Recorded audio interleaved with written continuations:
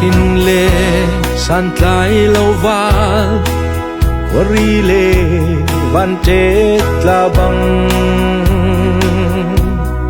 Kwa za chu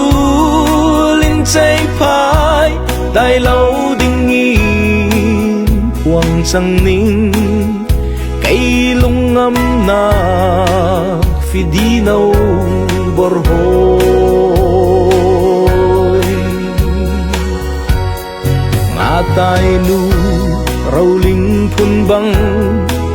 Nao nuar băng in chap lên lang I khan dang kinh roa chung Mê rem thiam lâu Gian mang mui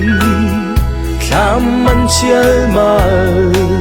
Mit hirial bang du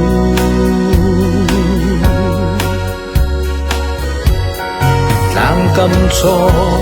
Đây sen rini Kum sang chua Parti lawin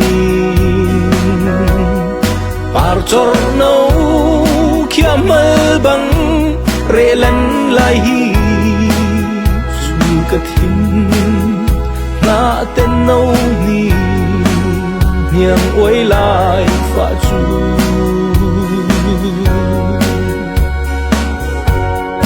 Chẳng dư vàng lệ qua thal a Ti kim lệ thê ren na ni An tlo pil mim lâu ram Tuan sa na chun Kay bang an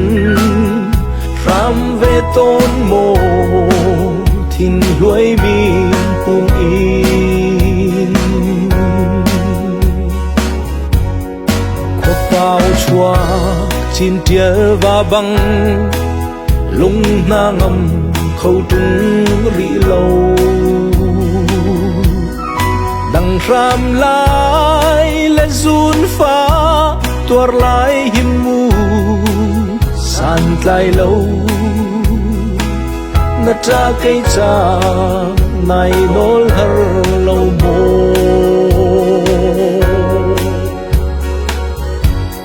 Ding chi chê Tuar har tup ai Lấy ki căng Chiam siết ninh lô Leng le va Nau mi ni Ai le nọc in